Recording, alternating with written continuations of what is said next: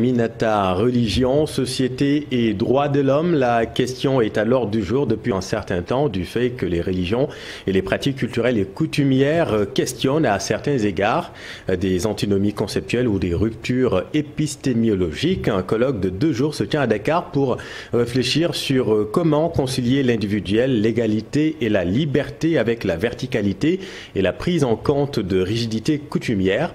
L'objectif général de cet événement consiste à dégager des perspectives de conciliation entre la religion, les pratiques culturelles et coutumières et les droits de l'homme.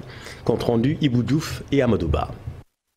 Entre droits de l'homme, religion et société, le point névralgique est bien celui que relève la tension entre raison publique et privée.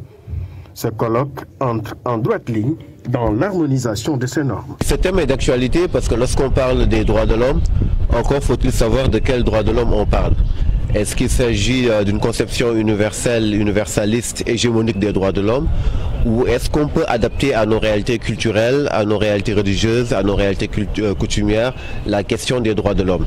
La problématique étant bien posée, ces juristes sont appelés à la réflexion, mais d'abord l'ordre juridique. L'ordre juridique est parfois en décalage par rapport à l'ordre social, l'ordre des valeurs. Et donc en réalité, c'est vraiment la question même d'identité, de culture et donc d'identité et de cohésion sociale qui est en jeu. Donc il est important pour nous, pays africains, ouest-africains, de concevoir la relation interdépendante, très normale, vu que je porte mon voile.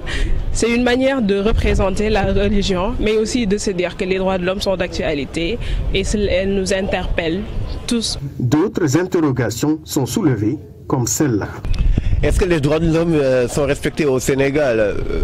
Dans tous les pays, la réponse ne peut pas être positive. La réponse ne peut pas être positive à 100%. Quand on voit la surpopulation carcérale, on peut s'interroger. Quand on voit les délais longs de jugement, on peut s'interroger. Quand on voit la privation de certains droits, on peut s'interroger. Donc la question, elle est pertinente en tout cas, et ça mérite réflexion. Colloque sur société, religion et droits de l'homme, un triptyque qui est encore d'actualité, un débat sur l'ordre juridique et pluralisme normatif. Merci Ibou et